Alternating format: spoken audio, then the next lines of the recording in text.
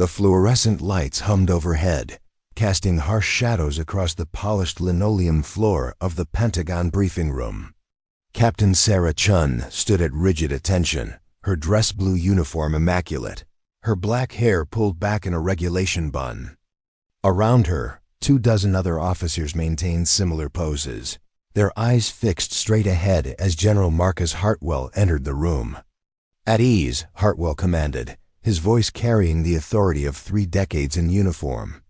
The officers relaxed their stances in unison, all except Captain Chen, who remained locked in her position.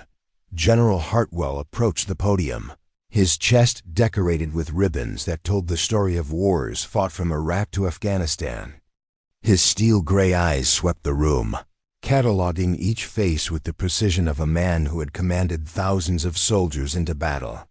"Ladies and gentlemen," he began, "Operation Nightfall has been approved by the Joint Chiefs.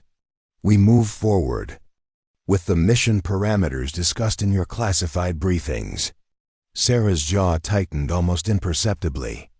She had read every word of those briefings, had memorized every detail of the operation that would send special forces into the mountains of Kamdesh province. An operation that would put her younger brother's unit directly in harm's way. "Captain Chen," General Hartwell's voice cut through her thoughts like a blade, "step forward."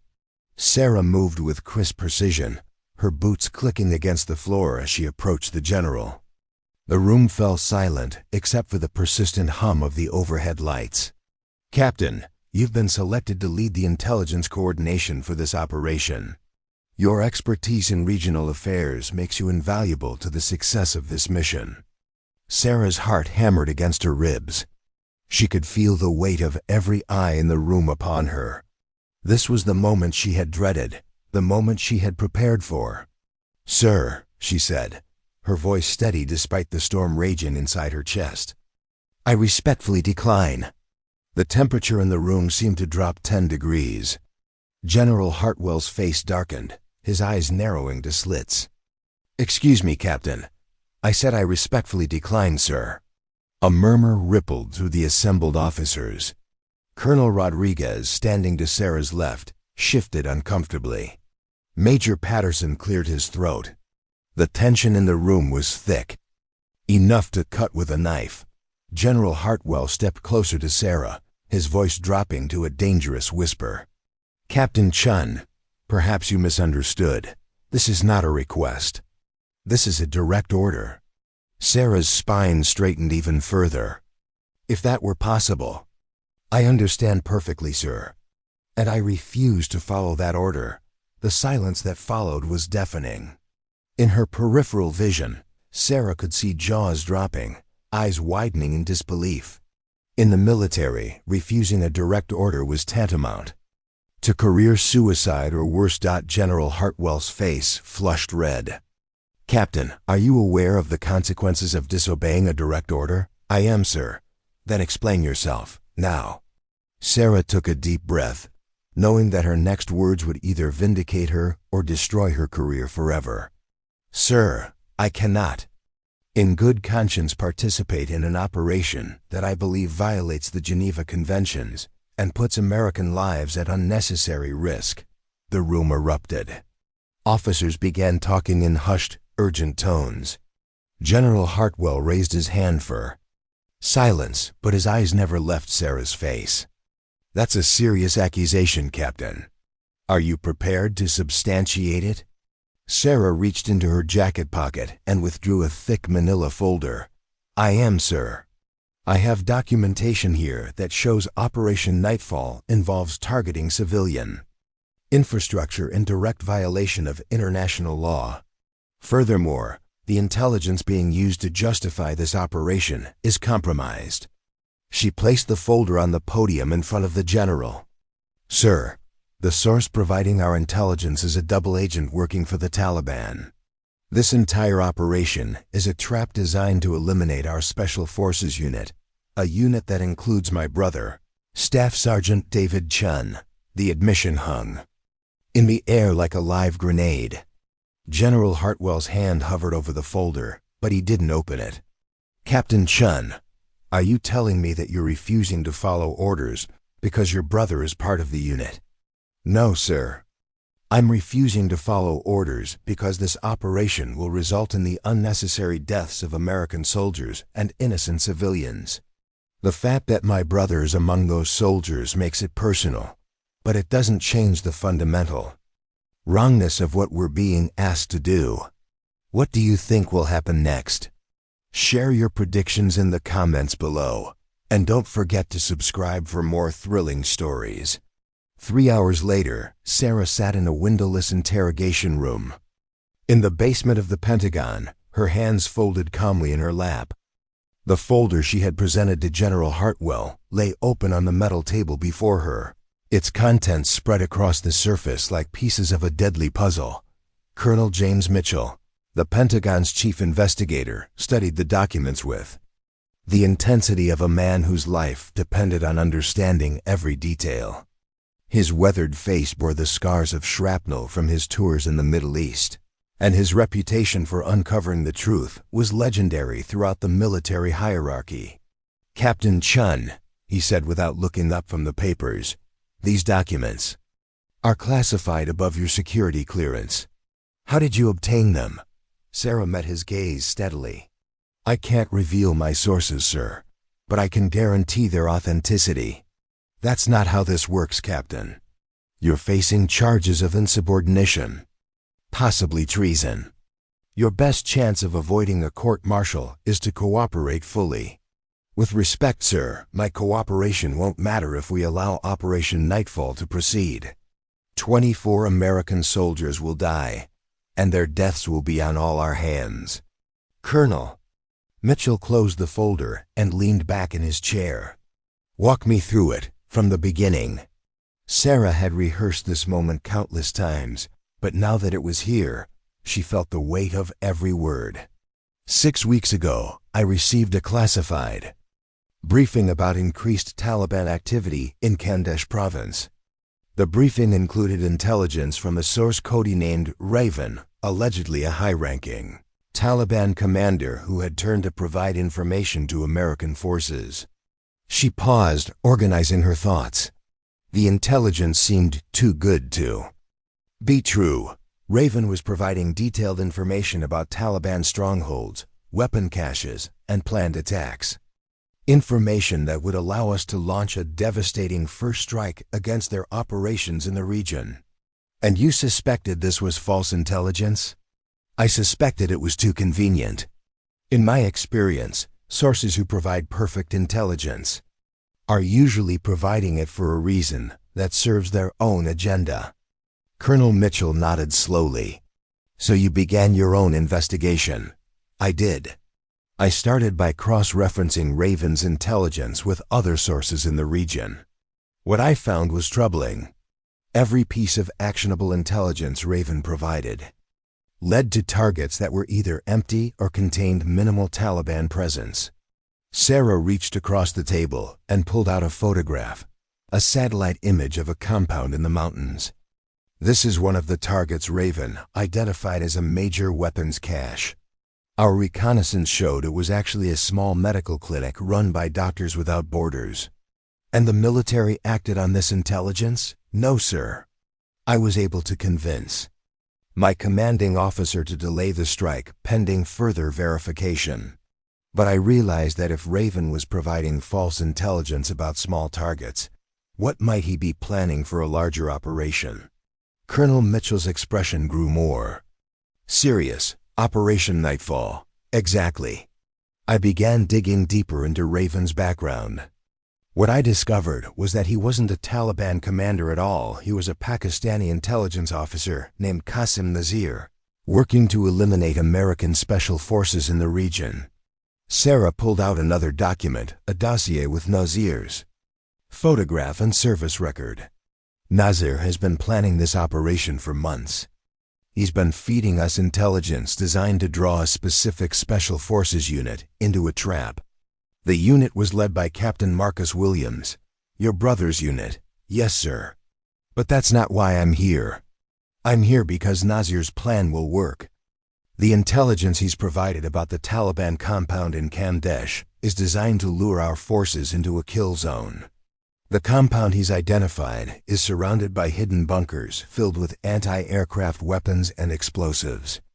Our soldiers will be walking into a massacre. Colonel Mitchell was silent for a long moment, studying Sarah's face. How do you know all this? Sarah hesitated. This was the moment she had been dreading, the moment when she would have to reveal the source of her information and potentially destroy the life of someone she cared about. My source is Lieutenant Colonel Maria Santos, who has been tracking Nazir's activities for the past year. She's been working undercover, pretending to be a logistics coordinator while actually gathering intelligence on Pakistani efforts to eliminate American forces. And where is Lieutenant Colonel Santos now? She's dead, sir. Killed in a car bombing in Islamabad 3 days ago. The same day that General Hartwell received final approval for Operation Nightfall. The revelation hit Colonel Mitchell like a physical blow. He had known Maria Santos personally, had served with her in Iraq and trusted her judgment implicitly. Captain Chen, if what you're telling me is true, then we're not just looking at a compromised operation. We're looking at a conspiracy that reaches the highest levels of military command. Sarah nodded grimly. Yes, sir. And we have less than 18 hours to stop it. The secure communications room in the Pentagon sub-basement felt like a bunker, its walls lined with equipment that could detect and block any form of electronic surveillance. Colonel Mitchell had moved their investigation here after Sarah's revelation about Lieutenant Colonel Santos, understanding that if there was indeed a conspiracy, their conversation was likely being monitored. Sarah sat across from him at a steel table, her hands steady despite the magnitude of what they were discussing. Between them lay the complete file that Maria Santos had compiled before her death, comprehensive breakdown of the conspiracy that had been months in the making. According to Santos's investigation, Sarah began, the conspiracy involves at least 3 high-ranking officials in the Pentagon and 2 Pakistani intelligence operatives. The goal is to eliminate American Special Forces capabilities in the region and create a power vacuum that Pakistan can exploit. Colonel Mitchell studied the organizational chart that Santos had created. General Hartwell is listed here as potentially compromised. What does that mean? Santos wasn't sure if Hartwell was actively involved in the conspiracy or if he was being manipulated by the other conspirators. His involvement could be willing or unwitting. And these others? Mitchell pointed to 3 names highlighted in red on the chart. Sarah's expression darkened. Deputy Secretary of Defense Richard Carver, General Patricia Blackwood from the Joint Chiefs, and Colonel Vincent Torres from Special Operations Command. Santos believed they were the primary architects of the conspiracy. That's impossible. I've served with Patricia Blackwood for 15 years. She's one of the most honorable officers I've ever known. Santos thought the same thing initially, but she discovered that Blackwood has been meeting regularly with a Pakistani intelligence officer named Rahman Malik. The meetings are ostensibly about counter-terrorism cooperation, but Santos's surveillance suggests they're actually coordinating the elimination of American forces. Mitchell's face paled. Do you have proof of these meetings? Sarah pulled out a series of photograph surveillance shots of General Blackwood meeting with a man in civilian clothes at various locations around Washington, D.C. Santos took these over the past 2 months. She was building a case, but she was killed before she could present it. This is extraordinary. If these allegations are true, we're looking at treason at the highest levels of the military. Santos believed the conspiracy went even deeper. She thought there might be a mole inside the intelligence services who was helping coordinate the operation. Mitchell leaned forward. Did she identify this mole? She had suspicions, but no proof. She thought it might be someone with access to the most sensitive intelligence briefings, someone who could ensure that the false intelligence from Nazir would be accepted without question. Sarah pulled out a final document, a personnel file, with several names circled in red. These are the people Santos was investigating when she was killed. All of them have the access and clearance necessary to manipulate intelligence reports. Mitchell scanned the list, his expression growing more troubled with each name. Captain Chun, half of these people are personal friends of mine. They're patriots who have served their country with distinction. Santos thought the same thing. But she also realized that the best conspirators are often the people we trust most. They're the ones who can manipulate the system from within without raising suspicion. What was Santos's plan? How did she intend to stop this? Sarah's voice dropped to a whisper. She was going to present her findings to the Inspector General the day after she was killed. She had prepared a complete briefing that would have exposed the entire conspiracy and provided evidence for prosecution. And that briefing was destroyed in the car bombing that killed her. Everything except the copies she had hidden in a safe deposit box in Georgetown. Mitchell stood and began pacing, his mind racing through the implications. Captain Chun, if we're right about this conspiracy, then your refusal to salute General Hartwell today may have triggered their timeline. They'll accelerate the operation to prevent further investigation. Santos anticipated that. She prepared contingency plans in case something happened to her. What kind of contingency plans? Sarah reached into her jacket and pulled out a small device and encrypted thumb drive. Santos recorded video testimony about the conspiracy.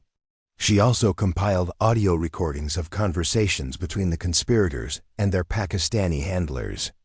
This drive contains everything she gathered. Where did you get this? Santos gave it to me 3 days before she died. She said if anything happened to her, I should present it to someone I trusted in the military hierarchy. Mitchell stared at the drive as if it were a live bomb. Captain, do you realize what you're asking me to do? If we present this evidence and we're wrong, we'll destroy the careers of some of the most respected officers in the military.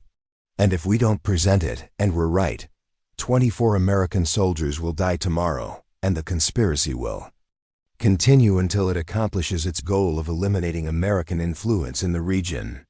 The weight of the decision settled on Mitchell's shoulders like a heavy cloak.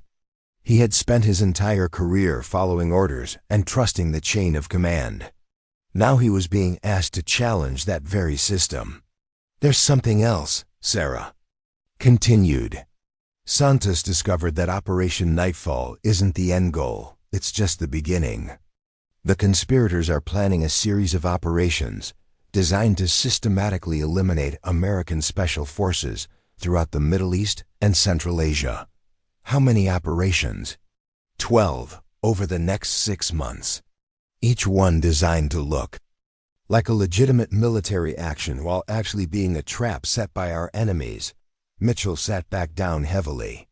My God, we're not just talking about 24 soldiers. We're talking about hundreds of American lives. Santos estimated that if all 12 operations proceed as planned, we'll lose over 300 Special Forces personnel and countless intelligence assets. The impact on American military capabilities in the region would be catastrophic, and the perpetrators would be able to claim that American forces were eliminated by enemy action, not by betrayal from within. The conspiracy would remain hidden, and the conspirators would continue in their positions of power. Mitchell looked at his watch. Captain Chun, it's now 2,100 hours. Operation Nightfall is scheduled to commence at 0400 hours tomorrow. We have 7 hours to stop it. Santos's contingency plan includes a way to contact the Special Forces unit directly and warn them about the trap, but we need to act now. Mitchell made his decision. Captain Chun, I'm going to trust your judgment and Santos's investigation. But I need you to understand that if we're wrong, we'll both be facing court-martial and possible imprisonment. And if we're right and do nothing, we'll be accessories to murder. Mitchell nodded grimly. Then we stop this operation. Whatever it takes. The Tactical Operations Center in the Pentagon's secure wing buzzed with activity as Colonel Mitchell And Captain Chun worked frantically to unravel the conspiracy.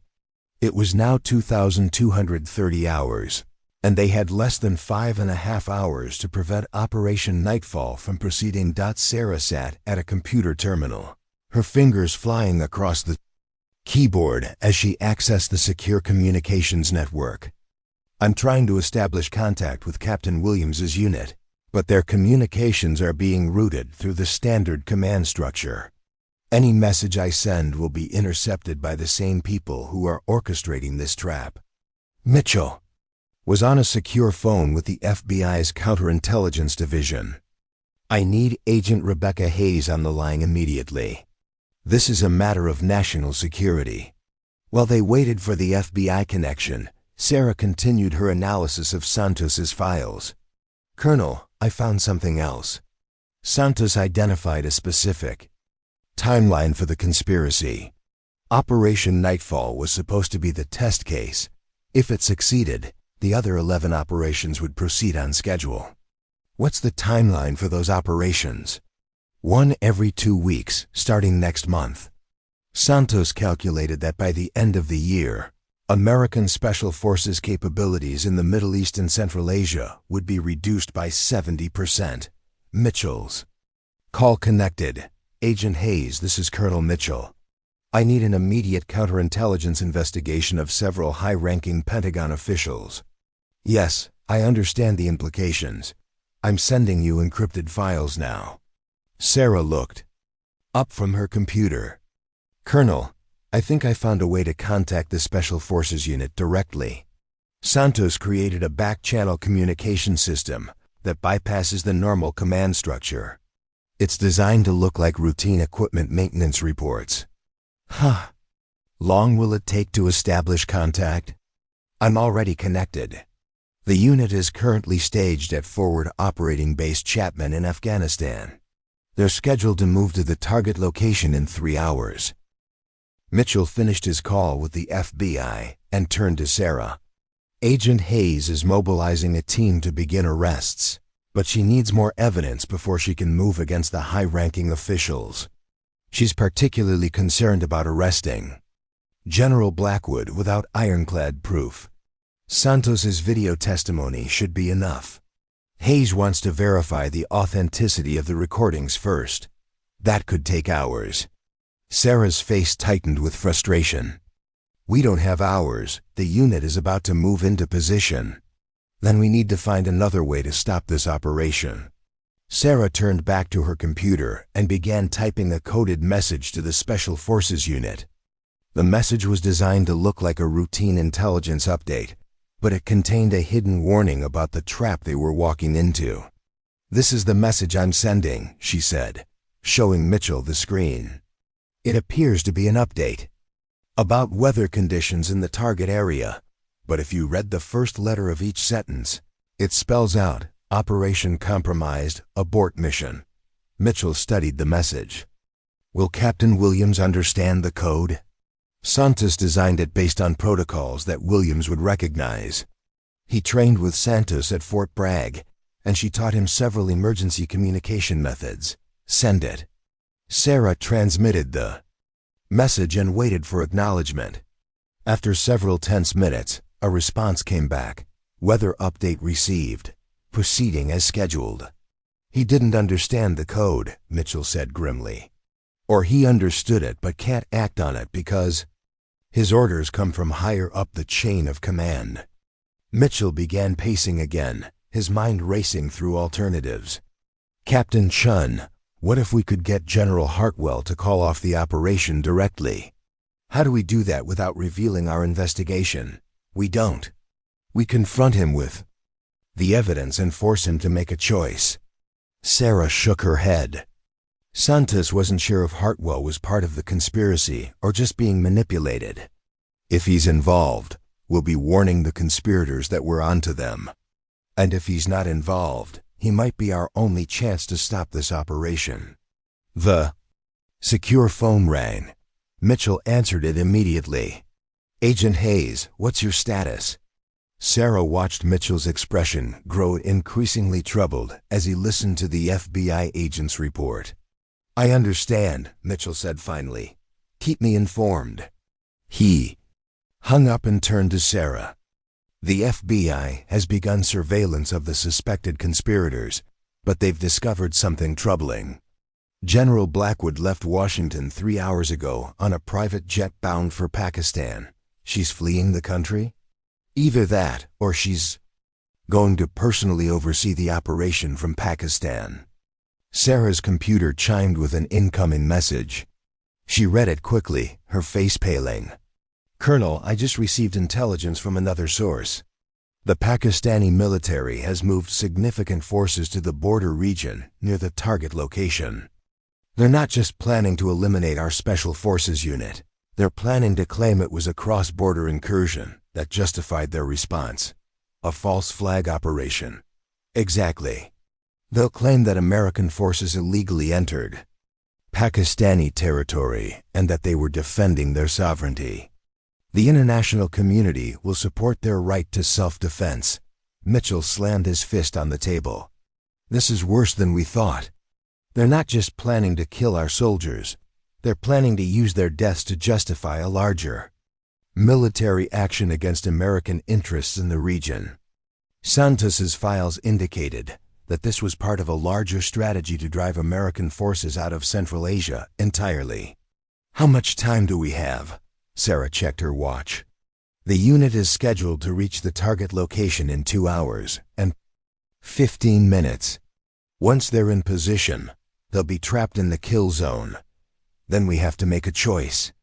We either confront General Hartwell now and risk warning the conspirators, or we find another way to stop this operation. Sarah was quiet for a moment, thinking through their options. Colonel, what if we don't stop the operation? What if we change it? What do you mean? Santos included detailed intelligence about the real Taliban positions in the area. What if we redirect the unit to the actual targets instead of the trap? Mitchell's eyes lit up with understanding. We can't stop the operation through normal channels, but we can modify it using the back-channel communication system. Exactly. We send the unit the real intelligence about Taliban positions, and we provide them with the locations of the Pakistani forces waiting to ambush them. That's essentially ordering them to engage Pakistani military units. That could start a war. Sarah met his gaze steadily. Colonel, we're already at war. We just didn't know it. The tension is building. If you're enjoying this story, hit that like button and let me know in the comments which character you're rooting for. Your support helps me create more incredible stories like this one. At 0145 hours, Captain Sarah Chen sat in front of a secure communication terminal, her hands hovering over the keyboard as she prepared to send the most important message of her military career. Colonel Mitchell stood behind her, reading over her shoulder as she composed the coded intelligence report. That would either save 24 American lives or potentially start an international incident. Are you sure about this, Captain? Mitchell asked quietly. Once we send this message, there's no going back. Sarah's fingers remained poised over the keys. Santos died to get us this intelligence. If we don't use it, her death would be meaningless. The message on the screen contained detailed coordinates and tactical information about the real Taliban positions in the target area, as well as the locations of the Pakistani ambush forces. It was disguised as a routine weather and terrain report, but any experienced Special Forces commander would recognize the tactical intelligence hidden within the meteorological data. The unit should be in position for the final approach in 1 hour, Sarah said. This is our last chance to get them the information they need. Mitchell nodded grimly. Send it. Sarah transmitted the message and immediately began monitoring the communication channels for any response. Within minutes, her computer chimed with an incoming transmission from Forward Operating Base Chapman. Weather update received. Adjusting. Route based on terrain conditions. Sarah felt a wave of relief wash over her. He got it. Williams understood the intelligence and he's modifying the mission. Now we wait and see if our information is accurate. As they waited, Sarah continued, monitoring the situation through satellite feeds and intercepted communications. The Pakistani forces were still in position, apparently unaware that their trap had been discovered. At 0230 hours, Sarah's computer erupted with activity. Multiple communication channels were lighting up with traffic from the operational area. "Something's happening," she said, her voice tense with anticipation. Colonel Mitchell leaned over her shoulder to read the incoming reports. "The unit has engaged Taliban forces at grid coordinates that don't match the original target location. They're hitting the real targets instead of the trap." The reports continued to stream in. American forces had successfully engaged 3 Taliban strongholds, capturing significant weapons caches and eliminating key terrorist leaders. But more importantly, they had avoided the kill zone entirely. "Captain Chen," Mitchell said, "your intelligence was perfect. The unit is reporting minimal casualties and significant tactical success." Sarah's relief was short-lived. Another message appeared on her screen, this one from a different source. Pakistani forces moving to secondary positions, attempting to intercept American units. "They're adapting to our change in tactics," Sarah said. "The Pakistanis are trying to salvage their operation." Mitchell grabbed the secure phone. "I need to contact the Joint Chiefs immediately. If Pakistani forces engage our unit, we need to be prepared for the consequences." As Mitchell made his call, Sarah continued monitoring the situation. The Special Forces unit was now aware of the Pakistani threat and was taking evasive action, but they were still in dangerous territory. At 0315 hours, the situation took a dramatic turn. Sarah's computer received a priority message from an unexpected source. "Pakistani commanders requesting immediate extraction. Operation compromised." Sarah stared at the message in confusion. "Colonel, I'm receiving communications from the Pakistani side. They're saying their operation has been compromised and they're requesting extraction." Mitchell finished his call and looked at the message. "That doesn't make sense. Why would they be transmitting in the clear?" Sarah's eyes widened as she realized what was happening. "It's not the Pakistani military. It's General Blackwood." "What?" "Think about it. Blackwood flew to Pakistan, allegedly to oversee the operation. But what if she's not there as a conspirator? What if she's there as an undercover operative?" Mitchell's expression changed as he processed this possibility. "You're suggesting that General Blackwood has been working against the conspiracy from within." Santos's files indicated that she wasn't sure about Blackwood's involvement. What if Blackwood has been conducting her own investigation? As if to confirm Sarah's theory, another message appeared on the screen, this one clearly from General Blackwood herself. "Colonel Mitchell, Captain Chen, I know you're monitoring these communications. I have been undercover for 6 months investigating the conspiracy. The real leaders are Deputy Secretary Carver and Colonel Torres. I have evidence of their treason. Pakistani operation terminated. American forces safe." Sarah and Mitchell stared at the message in stunned silence. "She's been working undercover all along," Mitchell said finally. "She's been pretending to be part of the conspiracy to gather evidence against the real traitors. That's why Santos wasn't sure about her involvement.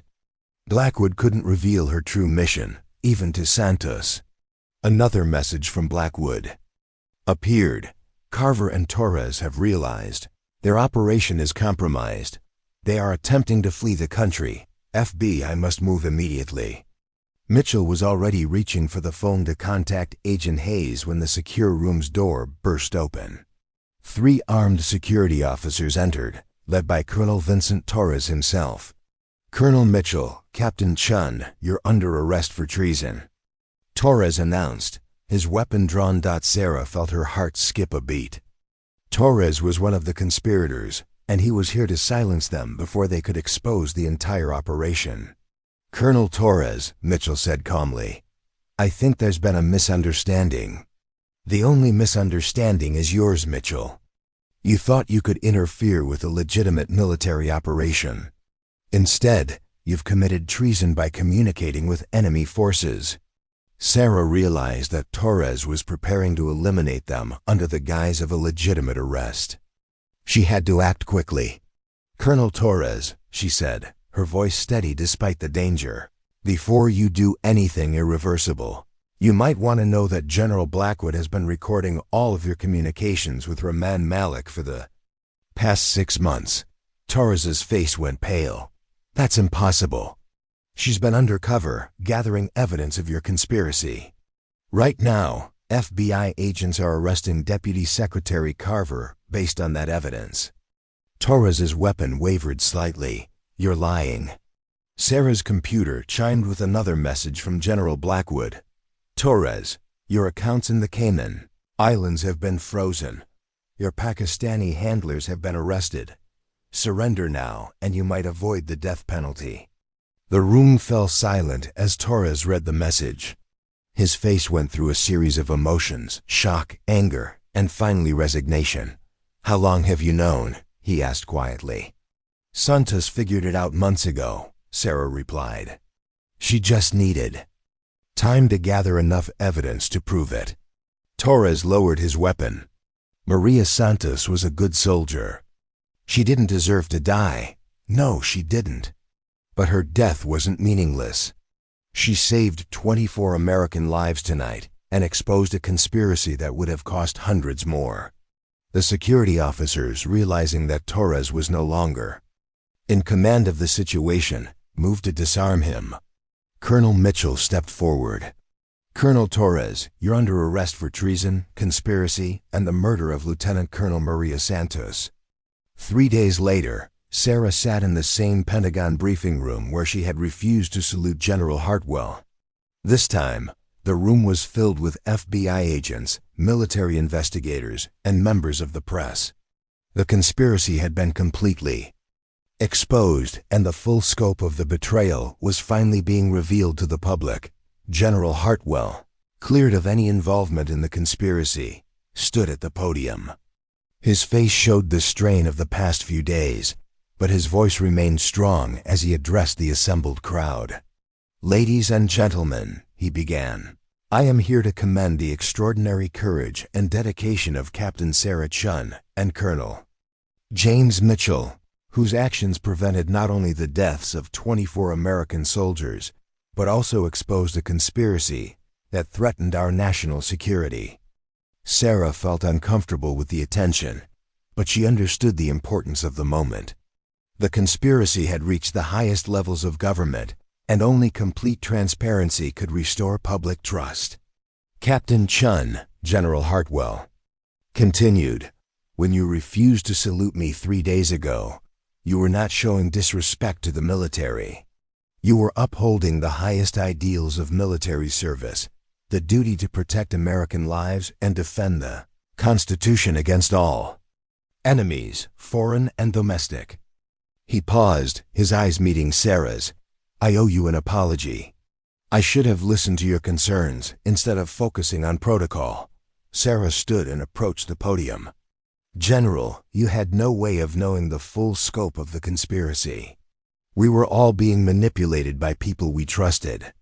Agent Rebecca Hayes from the FBI stepped forward to address the room.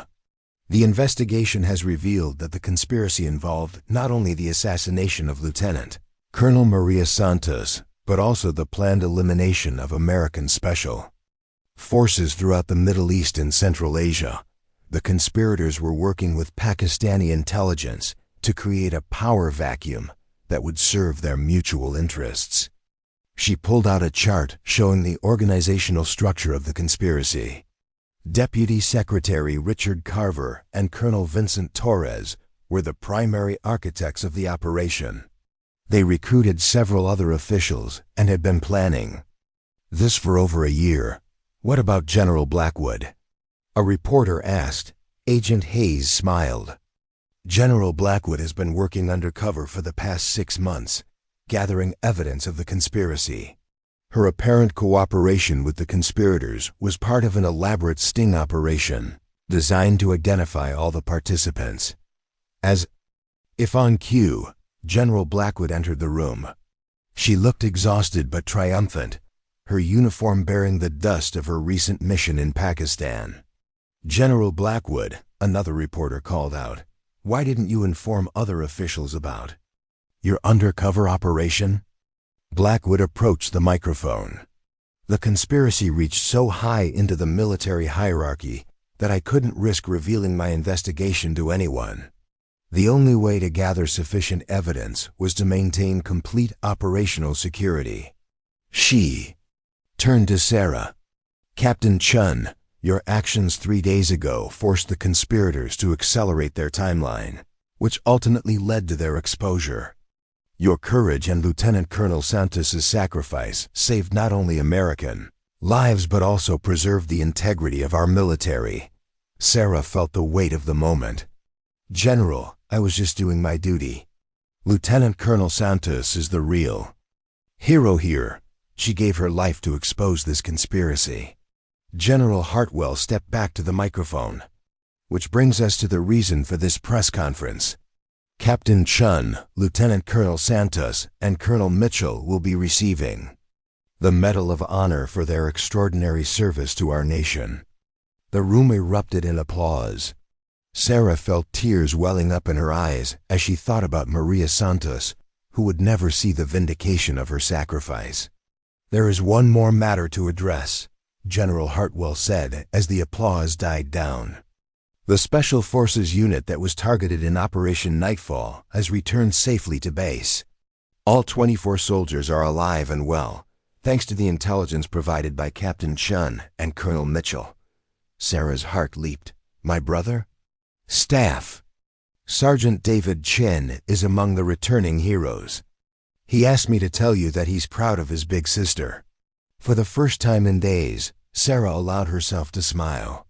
The conspiracy had been exposed, the conspirators were in custody, and her brother was safe. The system had worked, even when it had been compromised from within. As the press conference concluded, Sarah found herself surrounded by well-wishers and reporters. But all she could think about was the moment when she would see her brother again, and know that her refusal to salute had not been in vain. 2 weeks later, Sarah stood in Arlington National Cemetery, her dress uniform pristine in the morning sunlight. The funeral for Lieutenant Colonel Maria Santos was attended by hundreds of military personnel, government officials, and family members. Santos's sacrifice had finally been recognized, and she was being laid to rest with full military honors. As the honor guard fired the traditional 21-gun salute, Sarah felt a hand on her shoulder. She turned to see her brother David, still bearing the tan of his recent deployment, his own uniform decorated with the ribbons of his overseas service. "She would have been proud," David said quietly, his voice thick with emotion. "Maria always said that the real heroes are the ones who stand up when it matters most, even when no one is watching." Sarah nodded, unable to speak past the lump in her throat. The past 2 weeks had been a whirlwind of debriefings, interviews, and investigations. The full scope of the conspiracy had been revealed, and the damage to American military operations was still being assessed. "How are the men doing?" Sarah asked, referring to David's unit. "Better than expected. They're angry about being used as pawns, but they're proud of what we accomplished. Taking down those real Taliban positions has seriously disrupted their operations in the region." The ceremony concluded with the presentation of the folded American flag to Santos's mother, a dignified woman whose strength reminded Sarah of her own mother. As the crowd began to disperse, General Hartwell approached the siblings. "Captain Chen, Staff Sergeant Chen," he said formally. Then his expression softened. "I wanted to thank you both personally. Your family's service to this country has been extraordinary." "Thank you, sir," Sarah replied. "But we were just doing our jobs." "No, Captain, you went far beyond your job. You risked everything to protect American lives and expose a conspiracy that threatened our national security." General Hartwell pulled out an envelope. "I have new orders for you, Captain.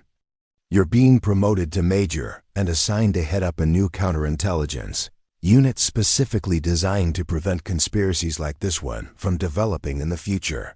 Sarah accepted the envelope with surprise.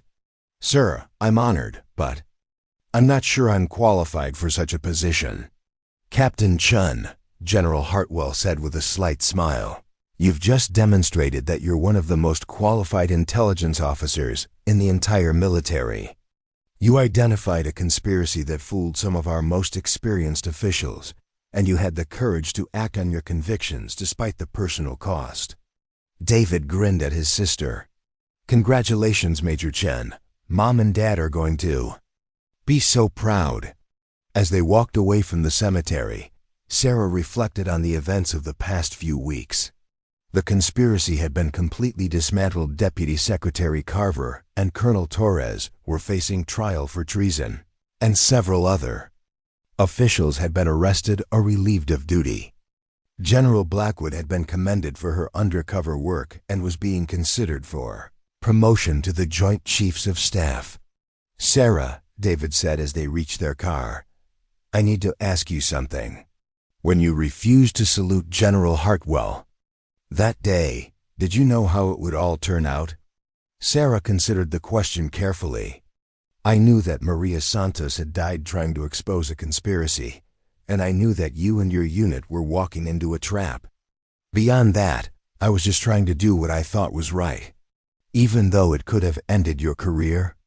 David, when I looked at those intelligence reports and realized that my little brother was about to be sent into a kill zone, ending my career was the least of my concerns.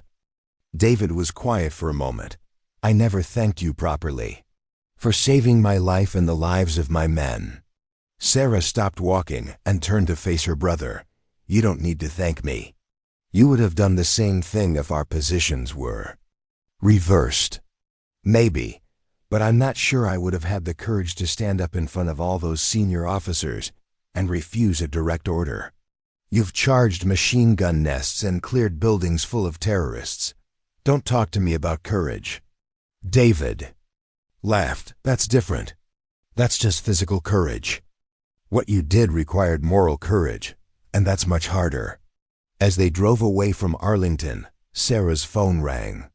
The caller ID showed Colonel Mitchell's name. Major Chen speaking, she answered, still getting used to her new rank. Major, congratulations on your promotion. I wanted to let you know that we've just received some additional intelligence about the conspiracy. It appears that there may have been a broader network of foreign agents working to undermine American military operations around the world. Sarah felt her pulse quicken. How broad? We're still investigating, but initial reports suggest that similar operations were being planned in Europe, Africa, and Southeast Asia. Your new counterintelligence unit may have more work than we initially anticipated. I understand, Colonel. When do you need me to report for duty? Monday morning. We're setting up your unit in a secure facility at Fort Meade. You'll have a team of 12 analysts and investigators, all handpicked for their skills and loyalty. After ending the call, Sarah felt a mix of excitement and apprehension. The conspiracy they had uncovered was apparently just the tip of the iceberg, and her new position would put her at the center of efforts to protect American military operations worldwide. More bad guys to catch? David asked, having overheard her side of the conversation. It looks that way. Good. Someone needs to keep our people safe, and I can't think of anyone better qualified than the woman who was willing to sacrifice her career to save her little brother. Sarah smiled. I didn't sacrifice anything. I just stood up for what I believed in. And that's exactly why you're the right person for this job. 1 month later, Major Sarah Chen stood in the briefing room of her new counterintelligence unit. At Fort Meade, the room was filled with some of the most talented analysts and investigators in the military, all of whom had been personally selected for their skills and integrity. Ladies and gentlemen, Sarah began, our mission is to identify and neutralize threats to American military operations from within our own ranks. The Santos conspiracy was not an isolated incident. It was part of a broader pattern of foreign intelligence operations designed to undermine our military effectiveness. She gestured to a large screen showing a world map with red dots indicating suspected operations. In the past month, we've identified similar conspiracies in at least 6 other countries.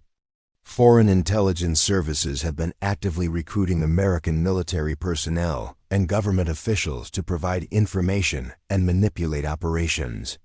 Agent Rebecca Hayes, who had been assigned to work with Sarah's unit, stepped forward. "Major Chen, what's our first priority?" "We're going to focus on the European theater. Intelligence suggests that a conspiracy similar to the Santos case is being developed to target American NATO forces in Eastern Europe." Sarah pulled up a file on the screen. "We've identified several suspicious patterns in intelligence reports coming from the region.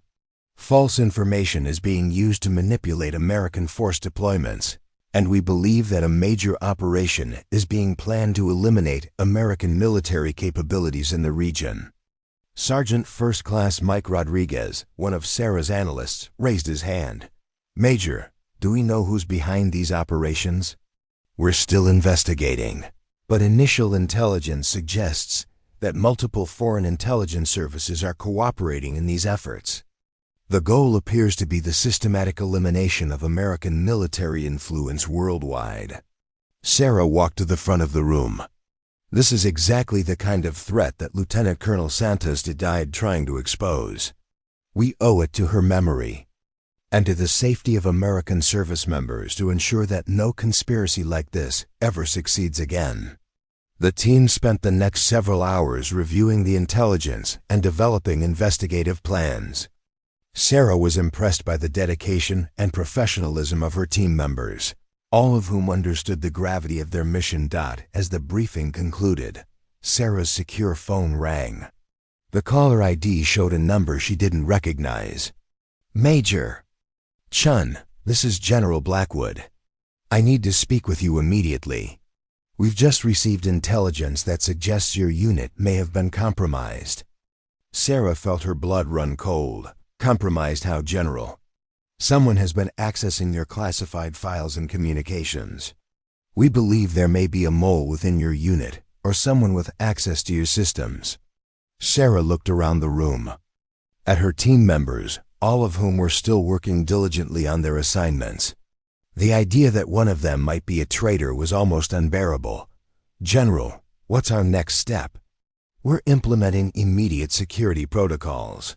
No one enters or leaves the facility without authorization, and all communications will be monitored. We need to identify the source of the leak before any more damage is done." After ending the call, Sarah addressed her team. "Ladies and gentlemen, I've just been informed that we have a security breach. Until further notice, this facility is under lockdown. No one enters or leaves without authorization." The team members looked at each other with concern and confusion. Sarah hated having to suspect her own people, but she knew that the integrity of their mission was paramount.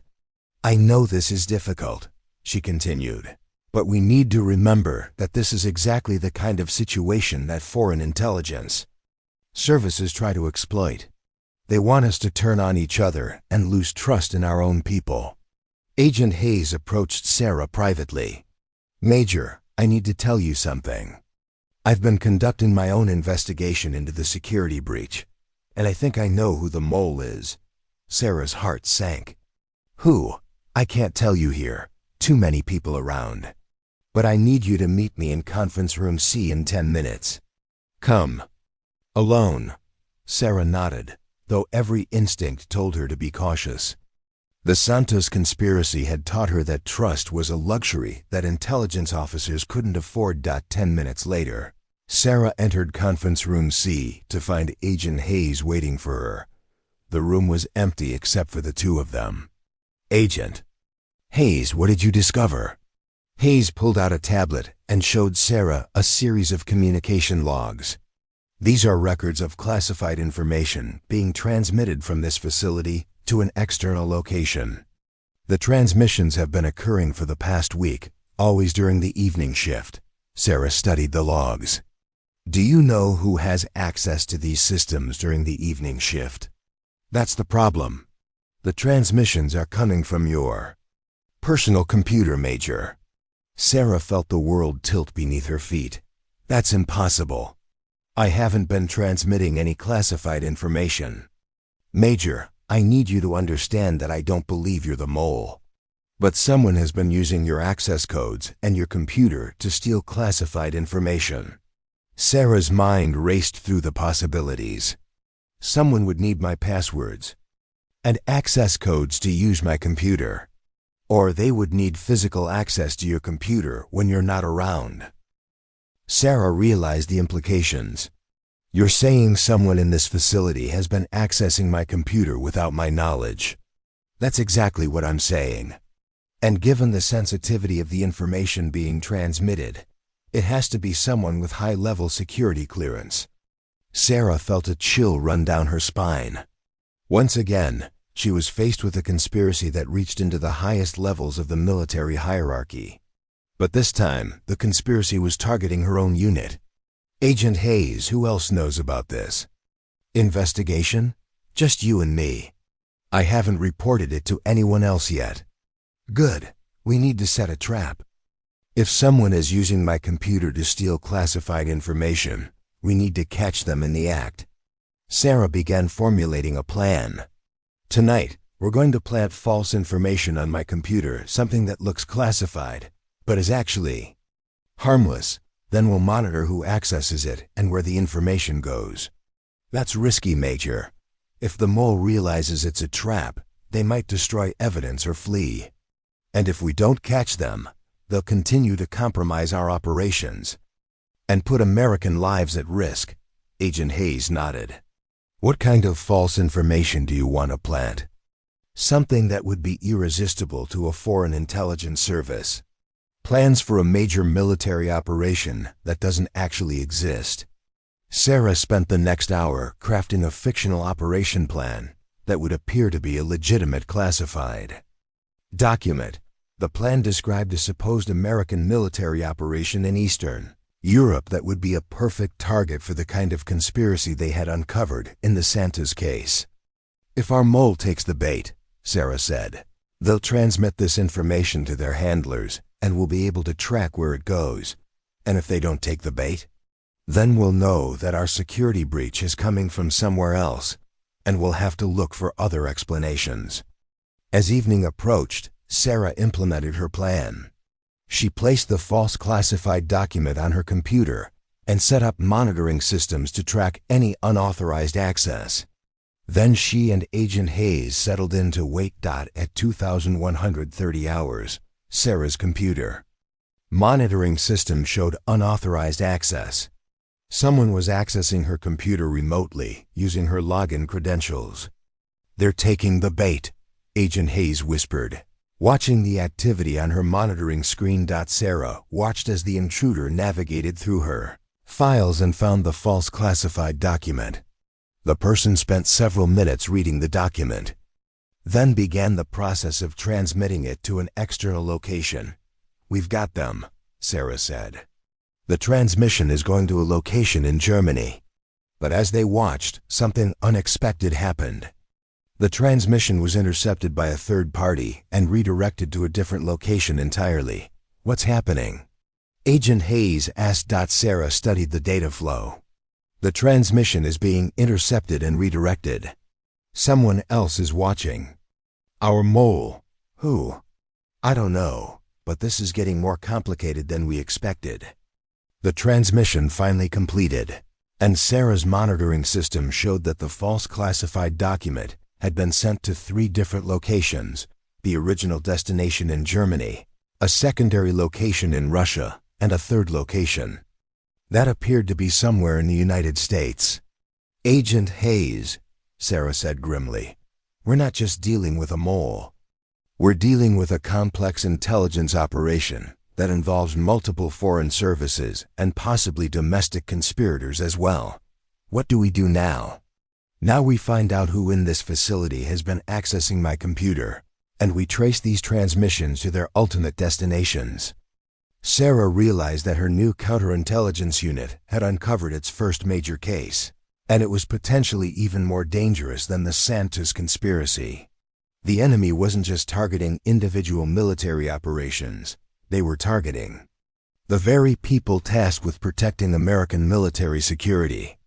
Agent Hayes, I think we're about to uncover something that's going to change everything we thought we knew about foreign intelligence operations against the United States.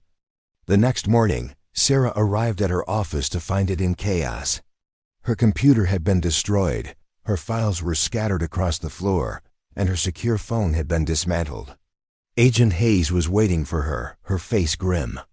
"Major, we have a problem. Someone broke into the facility last night after our trap was sprung. They've destroyed evidence and compromised our investigation." Sarah surveyed the damage.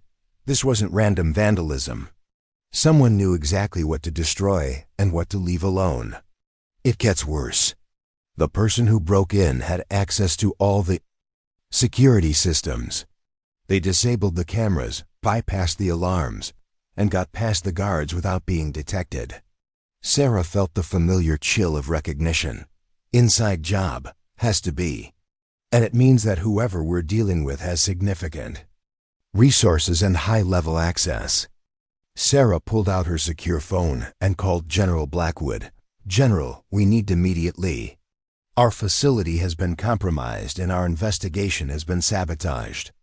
"Major, I was afraid something like this might happen. Meet me at the Pentagon in 1 hour. And Major, trust no one until we figure out who we're dealing with."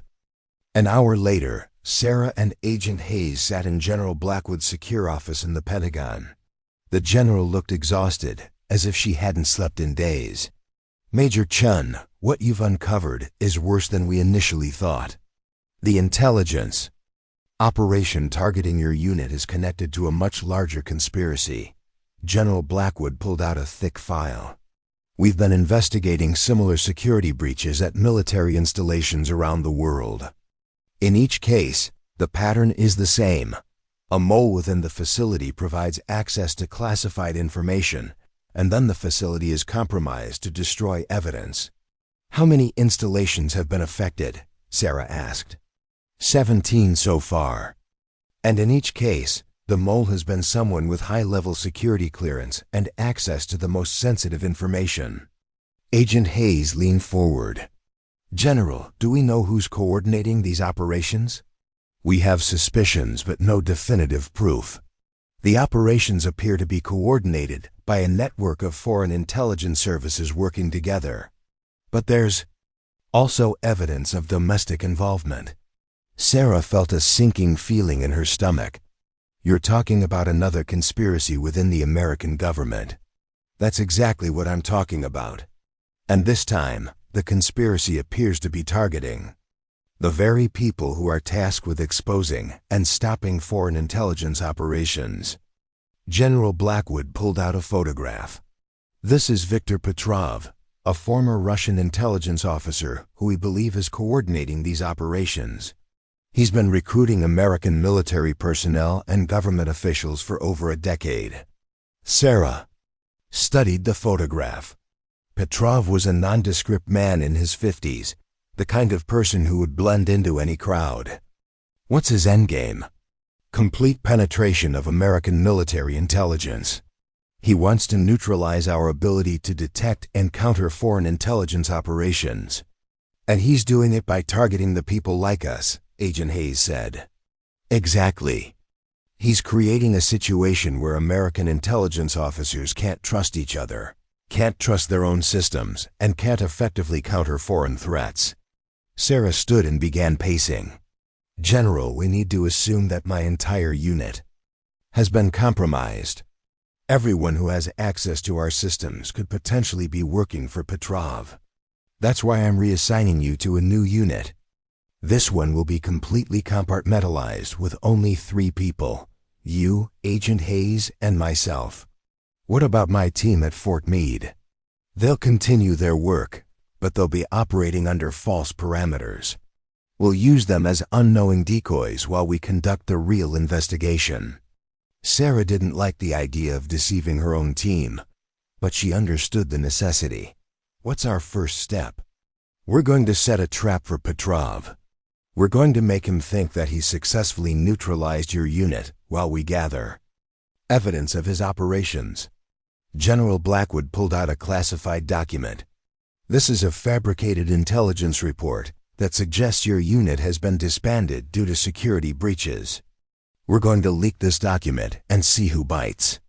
And if Petrov takes the bait, then we'll trace his network back to its source and neutralize the entire operation. Sarah felt a sense of déjà vu. Once again, she was being asked to participate in a deception designed to expose a conspiracy. But this time, the stakes were even higher. General, what happens if we're wrong? What if Petrov is more clever than we think? Then we'll have to be more clever than he is. Major Chen, you've already proven that you can outthink conspirators who have more resources and higher positions than you do. I'm counting on you to do it again. As they prepared to leave, Sarah's secure phone rang.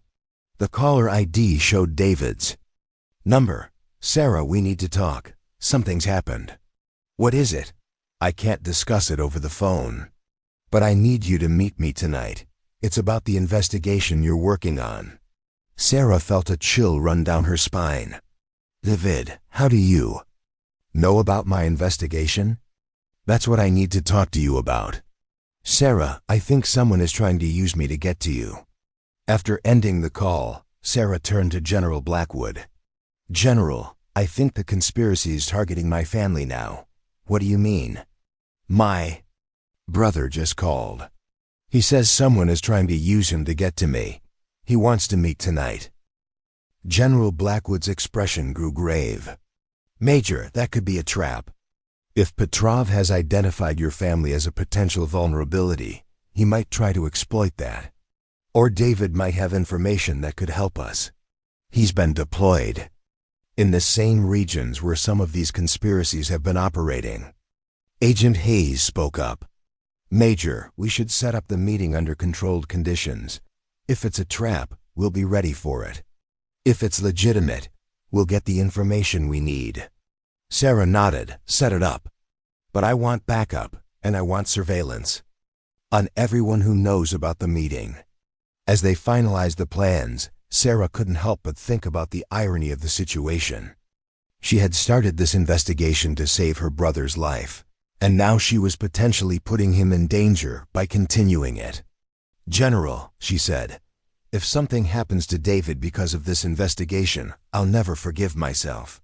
Major Chen, your brother is a soldier.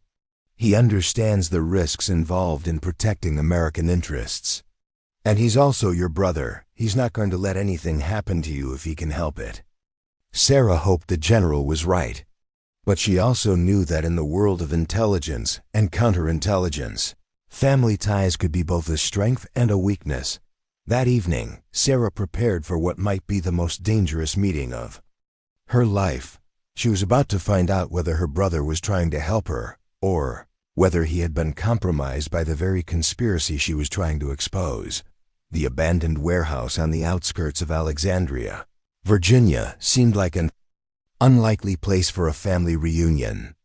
Sarah arrived at 2100 hours, wearing civilian clothes and carrying a concealed weapon.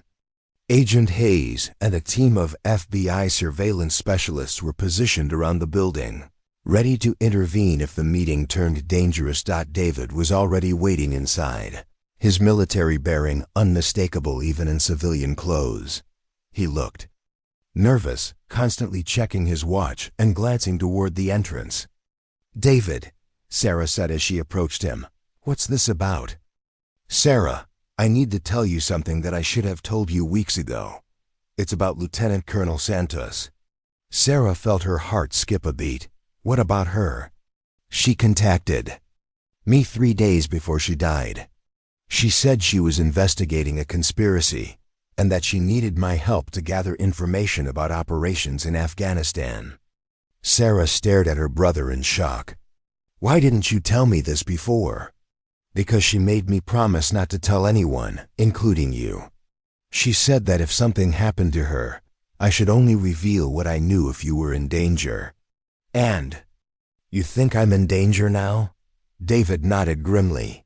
Sarah, someone has been asking questions about you.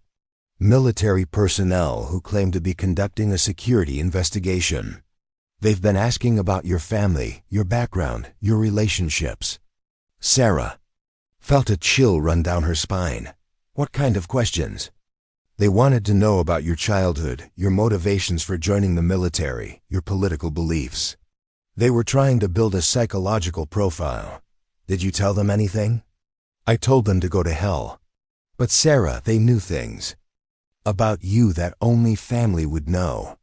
They knew about the time you got in trouble for defending that kid who was being bullied in high school. They knew about your college roommate who was killed in a car accident. They knew personal details that aren't in any official file. Sarah's mind raced. Someone has been investigating me thoroughly. They're looking for vulnerabilities, ways to manipulate or discredit me. That's what I think too. But there's more. Santos asked me to give you something if anything happened. To her, David pulled out a small envelope. She said this contained information that would be crucial to your investigation. Sarah opened the envelope to find a single sheet of paper with a series of numbers and letters. It's a code. Santos said you would know how to decode it. She said it contained the names of American military personnel who were being blackmailed or coerced into providing information to foreign intelligence services. Sarah studied the code.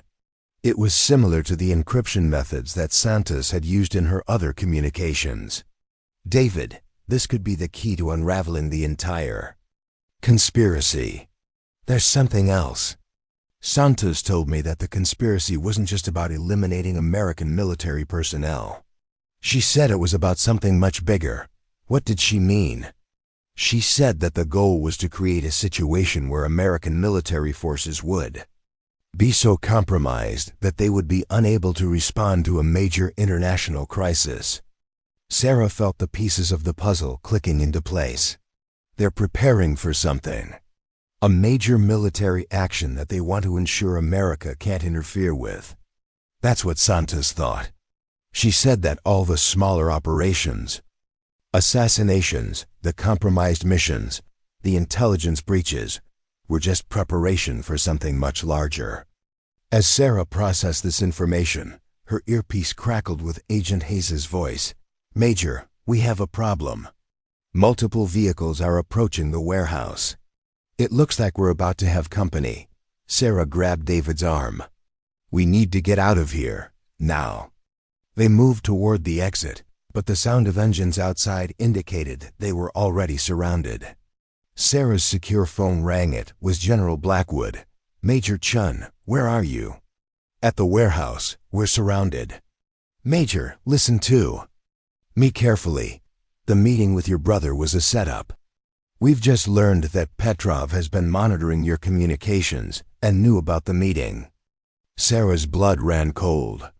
General, are you saying that David is working for Petrov? No, Major. I'm saying that Petrov is using your brother as bait to draw you into a trap. Sarah looked at David, who was listening to her side of the conversation, with a growing alarm. David, did anyone else know about this meeting? No, I didn't tell anyone. But Sarah, I think my phone might be compromised. I've been getting strange calls and text messages. The warehouse doors burst open, and armed men in tactical gear entered from multiple entrances. Sarah drew her weapon, but she was outnumbered and outgunned. Captain Chun, a voice called out from the shadows. There's no need for violence. We simply want to talk. A man emerged from behind the armed operatives, Viktor Petrov himself. He was older than in the photograph Sarah had seen, but his eyes held the same cold intelligence. Mr. Petrov, Sarah said, keeping her weapon trained on him, I assume you're here to make some kind of offer. Very perceptive, Captain. I'm here to offer you the opportunity to join a much more important cause than the one you're currently serving. And what cause would that be? the cause of preventing a global war. Captain Chen, the American military-industrial complex is planning actions that will destabilize the entire world. We're trying to prevent that from happening. Sarah almost laughed. So you're claiming to be the good guys? I'm claiming to be realistic. American military intervention around the world has caused more problems than it has solved. We're simply trying to level the playing field. By murdering American soldiers and compromising military operations, by preventing American aggression. That would result in the deaths of millions of people. Sarah could see that Petrov genuinely believed what he was saying, which made him even more dangerous. Mr. Petrov, even if I believed your justification, I could never work for someone who murdered Lieutenant Colonel Santos. Santos was a casualty of war, Captain. She was interfering with operations that were designed to prevent a much larger conflict. She was a patriot who died trying to protect American lives. She was a naive idealist who didn't understand the bigger picture. Sarah felt her anger building. The bigger picture? You mean your plan to eliminate American military capabilities so that your allies can achieve their territorial ambitions without interference? Petrov's expression hardened. Captain Chen, I had hoped you would be reasonable. But if you insist on continuing your opposition to our operations, you leave me no choice. He gestured to his operatives who raised their weapons. You and your brother will be killed while attempting to flee from a legitimate security investigation. Your deaths will be regrettable but necessary. Sarah knew that she and David were about to die unless she could find a way to escape or turn. The situation around. She looked at her brother, who was standing calmly despite the weapons pointed at him. David, she said quietly, do you remember the game we used to play as kids? The one where we would try to escape from imaginary enemies. David's eyes lit up with understanding. You mean the one where we would create a distraction and then run in opposite directions? That's the one. Before Petrov could react, Sarah threw herself to the left while David dove to the right. The operative's attention was divided, and in that split second of confusion, the warehouse erupted in gunfire as Agent Hayes and her team stormed the building. The next few minutes were chaotic. Sarah found cover behind a stack of crates and returned fire while David used his military training to outmaneuver the operatives. Agent Hayes and her team systematically eliminated the threats while trying to capture Petrov alive. When the shooting stopped, 3 of Petrov's operatives were dead, 2 were wounded, and Petrov himself was in custody.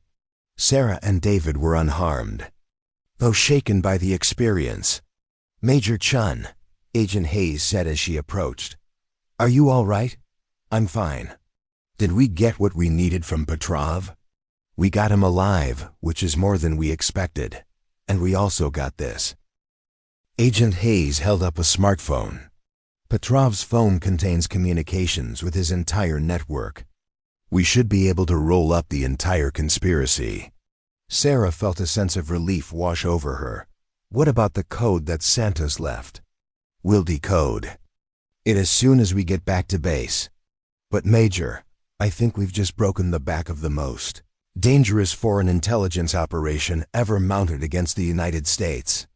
As they prepared to leave the warehouse, Sarah realized that her investigation had come full circle. She had started by trying to save her brother's life, and she had ended up saving both of their lives while exposing a conspiracy that threatened American national security. David, she said as they walked toward the exit, I'm sorry I dragged you into this. Sarah, you didn't drag me into anything. I was already involved because of my conversation with Santos. But I'm glad we went through this together. Even though we almost got killed, David smiled. Hey, at least we got to play our childhood game one more time, and we won. Sarah laughed despite everything they had been through. We always were good at that game. As they drove away from the warehouse, Sarah felt a sense of closure. The conspiracy had been exposed, the conspirators were in custody, and American military operations were secure. But she also knew that this was just one battle in a larger war, and that there would always be new threats to face. 1 week later, Sarah sat in a secure briefing room at the Pentagon, surrounded by the highest levels of military and intelligence. Leadership. General Blackwood was presenting the results of the investigation to Secretary of Defense Robert Harrison, CIA Director Jennifer Walsh, and FBI Director Michael Torres. "Ladies and gentlemen," General Blackwood began, "the investigation led by Major Chen has uncovered the most extensive foreign intelligence operation ever mounted against the United States military." She gestured to a large screen showing an organizational chart. The operation, codenamed Fracture, was designed to systematically eliminate American military capabilities worldwide through a combination of assassinations, compromised operations, and intelligence breaches. Sarah watched as the full scope of the conspiracy was revealed. The operation had involved over 50 American military personnel and government officials, all of whom had been either blackmailed or coerced into providing information to foreign intelligence services. The ultimate goal, General Blackwood continued, was to create a situation where American military forces would be unable to respond effectively to a coordinated attack on American allies in Eastern Europe and the South China Sea. Secretary Harrison leaned forward. "Are you saying that this was preparation for a major military action?" "That's exactly what we're saying. Our analysis of the communications recovered from Petrov's network indicates that a joint operation involving Russian and Chinese forces was planned for next month." CIA Director Walsh spoke up. "What kind of operation?" "A coordinated assault on American allies designed to test whether the United States would respond with military force." The conspirators believed that American military capabilities had been sufficiently compromised that any response would be ineffective. Sarah felt a chill as she realized how close they had come to disaster. If the conspiracy had not been exposed, American forces would have been unable to defend their allies, potentially leading to a global war. "Major Chen," Secretary Harrison said, "I understand that you were the one who initially identified this conspiracy. Walk me through how you did it." Sarah stood and approached the podium. "Mr. Secretary, it started with Lieutenant Colonel Santos's investigation into false intelligence being provided about Taliban operations in Afghanistan. She discovered that the intelligence was being provided by a Pakistani agent working to eliminate American special forces." She paused to gather her thoughts. What made Santos's investigation different was that she didn't just look at the immediate threat, she looked at the pattern. She realized that if false intelligence was being used to target one American unit, it might be part of a larger operation. "And you continued her investigation after she was killed?" "Yes, sir. I realized that the operation targeting my brother's unit was too sophisticated to be an isolated incident. When I began investigating, I found evidence of similar operations worldwide." "What was the key breakthrough?" Sarah pulled out Santos's coded message. Santos had identified the American personnel who were being blackmailed or coerced into providing information. This list allowed us to trace the network back to its source. Secretary Harrison studied the list. "These are some of our most trusted military personnel." "How were they compromised?" Petrov and his network used a variety of methods. Some were blackmailed based on personal indiscretions, others were coerced through threats to their families, and a few were ideologically motivated. "And General Blackwood's undercover operation?" General Blackwood had been investigating the conspiracy for months, but she couldn't reveal her investigation without compromising it. Her apparent cooperation with the conspirators was actually part of an elaborate intelligence operation. General Blackwood stepped forward. Major Chen's actions forced the conspirators to accelerate their timeline, which ultimately led to their exposure. If she hadn't refused to participate in Operation Nightfall, the conspiracy might have remained hidden until it was too late to stop it. Secretary Harrison turned to Sarah. Major, I need to ask you a direct question. When you refused to salute General Hartwell that day, did you know the full scope of what you were uncovering? Sarah met his gaze steadily. No, sir. I knew that Lieutenant Colonel Santos had been killed for investigating a conspiracy, and I knew that my brother's unit was walking into a trap. But I had no idea how extensive the conspiracy was, or how close we came to a major international incident. What drove you to take such a risk? Sir, I took an oath to protect and defend the Constitution against all enemies, foreign and domestic. When I saw evidence that American soldiers were being deliberately sent to their deaths, I couldn't stand by and allow it to happen. Secretary Harrison nodded slowly. Major Chen, your actions have prevented what could have been a catastrophic intelligence failure. But I need to know, are you confident that we've identified all the conspirators? Sarah glanced at General Blackwood before answering. Sir, we've identified the primary network, but Petrov's communications suggest that there may be additional cells operating independently.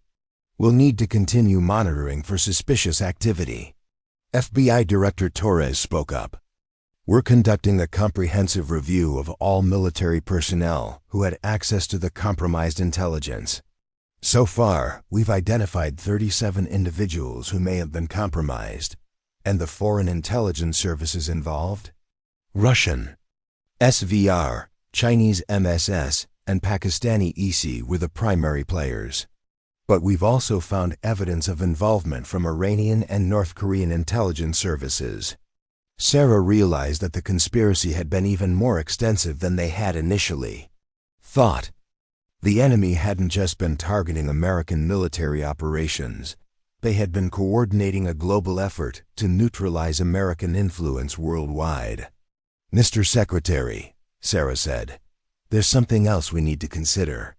The conspiracy was designed to be self-perpetuating.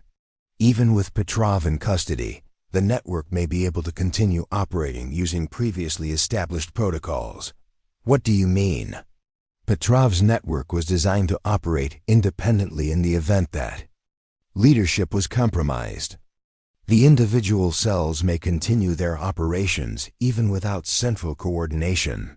Secretary Harrison's expression grew more serious. Major Chen, what's your recommendation? Sir, I recommend that we establish a permanent counterintelligence unit specifically designed to monitor and counter foreign intelligence operations against American military personnel. This conspiracy succeeded for as long as it did because we didn't have adequate systems in place to detect it. And you believe such a unit would be effective? Sir, Lieutenant Colonel Santos identified the conspiracy months before it was exposed.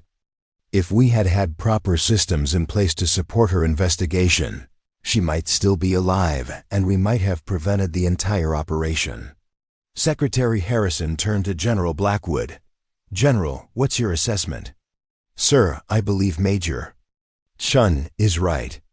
We need a dedicated counterintelligence capability that can identify and neutralize foreign intelligence operations before they become threats to American lives. And you believe Major Chen should lead this unit? Sir, she's already proven that. She can identify and counter complex foreign intelligence operations. More importantly, she's shown that she's willing to risk her career to protect American lives. Secretary Harrison was quiet for a long moment, considering the implications.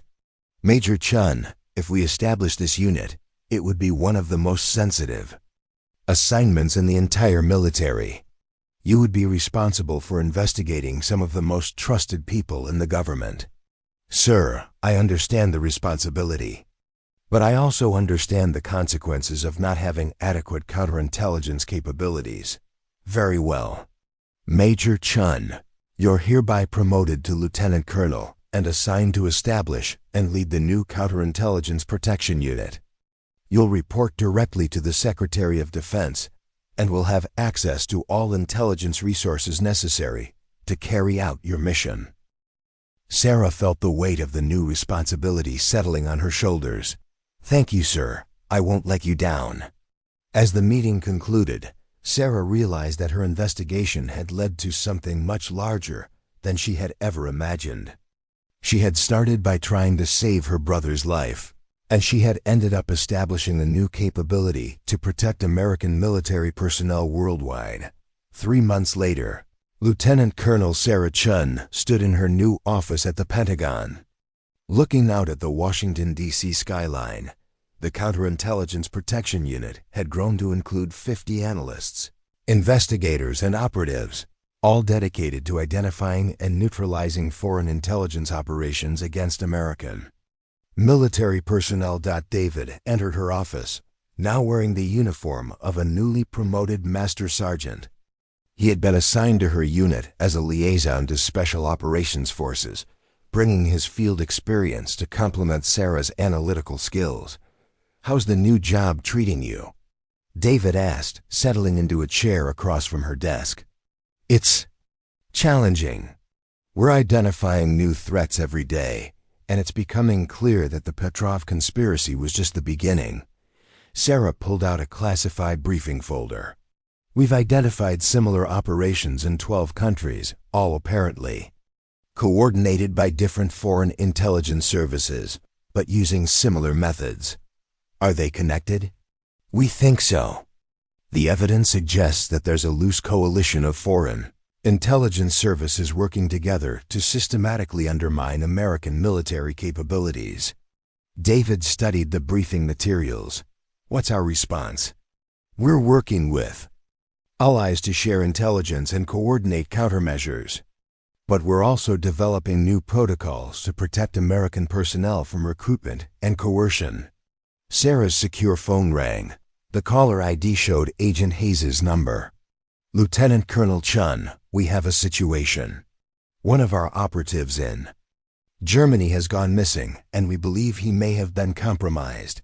Sarah felt the familiar chill of recognition. "How long has he been missing?" 48 hours.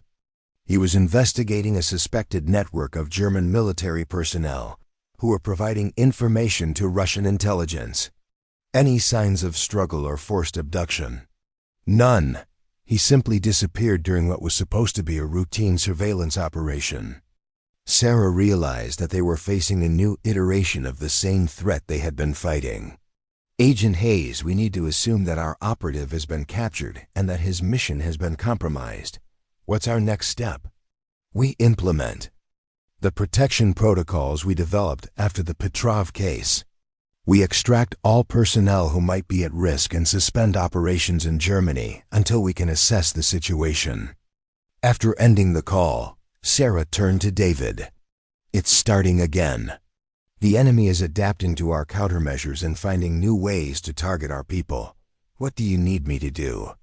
"I need you to contact your friends in Special Operations. If our operative in Germany has been compromised, there may be plans to target Special Forces units in the region." David nodded and left to make his calls. Sarah sat alone in her office, reflecting on the ongoing nature of the threat they faced. The Petrov conspiracy had been neutralized, but the underlying problem remained: foreign intelligence services were constantly working to undermine American military capabilities. Her computer chimed with an incoming message from General Blackwood. "Sarah, we need to talk. New intelligence suggests that the conspiracy may have had a domestic component that we haven't fully identified." Sarah's heart sank. Just when they thought they had defeated the conspiracy, new evidence was emerging that suggested it was even more extensive than they had realized. An hour later, Sarah sat in General Blackwood's office, reviewing a new set of classified documents. "Sarah, we've been analyzing the communications recovered from Petrov's network, and we've found references to American officials who were providing information about our counterintelligence operations." "You're saying that the conspiracy included people who were aware of our investigation?" "That's exactly what I'm saying. Petrov knew about our operations almost from the beginning. He was able to stay ahead of us because he had sources inside our own government." Sarah felt a chill run down her spine. "General, that means that there are still conspirators active within the government, and they may be targeting your unit specifically." "Sarah, I need you to be extremely careful. The people you're hunting know that you're hunting them. What's our next step? We're going to implement the same strategy that worked against Petrov. We're going to feed false information to suspected conspirators and see who takes the bait. Sarah nodded, understanding the risks involved. General, if we're right about this, then we're potentially looking at a conspiracy that reaches the highest levels of government. That's exactly what we're looking at. And Sarah, this time the conspirators, know who you are and what you're capable of. They're going to be much more careful and much more dangerous. As Sarah left General Blackwood's office, she realized that her investigation had become a permanent part of her life. The enemy was constantly adapting, constantly finding new ways to threaten American security, and she would have to be constantly vigilant to counter those threats. But she also realized that she was no longer alone in this fight. She had built a team of dedicated professionals who shared her commitment to protecting American lives, and she had the support of the highest levels of government. The conspiracy that had started with a refusal to salute had evolved into something much larger and more complex. But Sarah was ready for whatever came next, because she knew that the stakes were too high to allow any threat to go unchallenged. 1 year later, Sarah stood once again in the Pentagon briefing room where her journey had begun. This time, she was addressing a group of new intelligence officers who were being trained in counterintelligence operations. "Ladies and gentlemen," she began, "the most important lesson I can teach you is that the enemy is not always who you think it is. Sometimes the greatest threats come from within our own ranks, from people we trust and respect." She gestured to a photograph of Lieutenant Colonel Maria Santos on the wall. Lieutenant Colonel Santos died because she had the courage to investigate a conspiracy that others might have dismissed as impossible. Her sacrifice reminds us that our duty is not just to follow orders, but to protect the lives of our fellow service members. One of the trainees raised her hand. "Ma'am, how do you know when to trust your instincts about a potential threat?" Sarah smiled, remembering her own journey from a reluctant whistleblower to a seasoned counterintelligence officer. "When you see evidence that American lives are at risk, you have to act on that evidence, regardless of the personal cost. That's what it means to serve with honor." After the briefing, Sarah walked through the Pentagon corridors, past the memorials to fallen service members and the photographs of military leaders who had shaped American history. She thought about the chain of events that had started with her refusal to salute General Hartwell and led to the exposure of one of the most dangerous conspiracies in American history. Her secure phone buzzed with a message from David. "Sarah, congratulations on your promotion to colonel. Mom and Dad would be proud." Sarah smiled as she read the message. Her parents had passed away before they could see her achieve the rank of colonel, but she knew they would have been proud of her service to the country they had all sworn to protect. As she entered her office, Sarah found a package waiting on her desk. Inside was a framed photograph of her receiving the Medal of Honor from the President, along with a note from General Hartwell. "Colonel Chen, your refusal to salute me that day was not an act of insubordination. It was an act of true military leadership. Thank you for teaching me that sometimes the greatest service we can provide is to question the orders we're given." Sarah placed the photograph on her desk next to the one of Lieutenant Colonel Santos. These two images represented the journey she had taken from a junior officer, following orders, to a senior leader responsible for protecting American lives. Her computer chimed with a priority message from Agent Hayes. "Colonel, we've identified a new threat. This one involves suspected Chinese intelligence operations against American cybersecurity systems. We need to meet immediately." Sarah looked at the message and felt the familiar mix of determination and apprehension. The enemy was evolving, finding new ways to threaten American security, and she would have to evolve as well to counter those threats. But as she prepared to face this new challenge, Sarah reflected on the lesson she had learned from her refusal to salute. Sometimes the most important thing a military officer can do is to stand up for what's right, even when that means standing alone. The conspiracy that had started with Operation Nightfall had been defeated, but the war for American security would continue. And Sarah Chen, now Colonel Chen, would be on the front lines of that war, protecting the lives of American service members and defending the principles that made their service meaningful. As she left her office to meet with Agent Hayes, Sarah thought about the words that had guided her throughout her career. "I will support and defend the Constitution of the United States against all enemies, foreign and domestic." Those words had driven her to refuse an order that would have cost American lives, and they would continue to guide her as she faced whatever threats lay ahead. The room had been shut down by her refusal to salute, but in doing so, she had opened the door to a new era of American counterintelligence. And she was ready for whatever challenges that era would bring. What did you think of this thrilling journey? Share your favorite moment in the comments below. If you enjoyed this story, please subscribe and hit the notification bell so you never miss our latest tales. What kind of story would you like to hear next? Let me know in the comments, and I'll craft another exciting adventure just for you. This story explores themes of courage, loyalty, and moral conviction in the face of institutional pressure.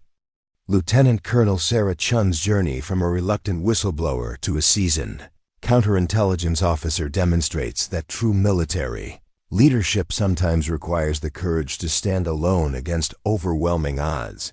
The conspiracy she uncovered serves as a reminder that the greatest threats to national security often come from within, and that protecting American lives requires constant vigilance against all enemies, foreign and domestic.